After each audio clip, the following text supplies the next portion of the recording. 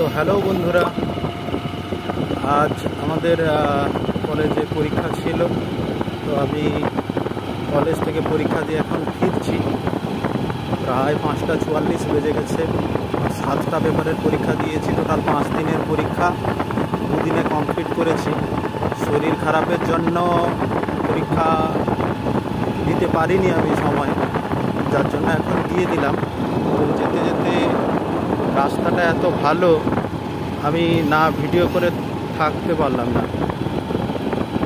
আর যে রাস্তাটা দিয়ে আমি যাই, সে রাস্তাটা আজকে পুলিশ থাকার জন্য যাই। কাগজপত্র সব আছে, তাও কেন মনে হলো জানি না, কারণ আমি আজকে শ্যু পরে আসিনি, নর্মাল সক্স পরে এসেছি। তো সেক্ষেত্রে যদি ধরে নেয়, ওই জন্য যাচ্ছি। রাস্তাটা ওই হাতিগাড়িয়ার দিকে, এত দারুণ রাস্তা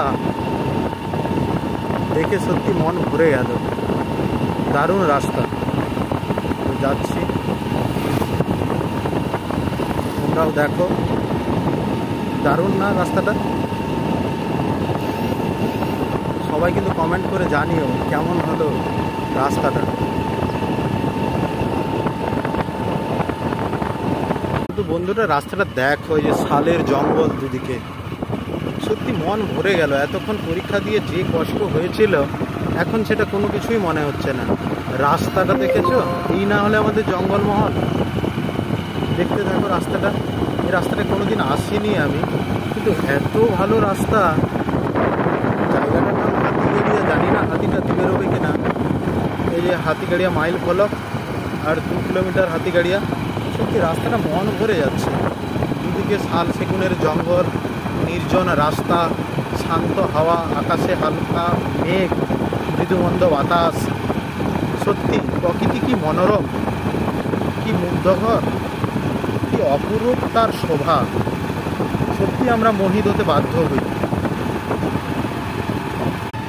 মোটর সাইকেলে ধোঁয়া চেক, লাইসেন্স, এটা ওটা কত কিছু সমস্যা, কিন্তু এই গাড়িটা থেকে ধোঁয়া কীভাবে বেরোচ্ছে দেখো। এই গাড়িগুলোকে ধরার কেউ নেই। দেখো গাড়িটা, এটা সোনাকনিয়া থেকে যাচ্ছে খড়িকা, দাঁতন, বেলদা, এই হচ্ছে তার নাম্বার প্লেট। দেখো গাইস। তো পরীক্ষা দিয়ে ফেরার পরে আমার অবস্থা দেখতেই পাচ্ছেন, খারাপ হয়ে গেছে।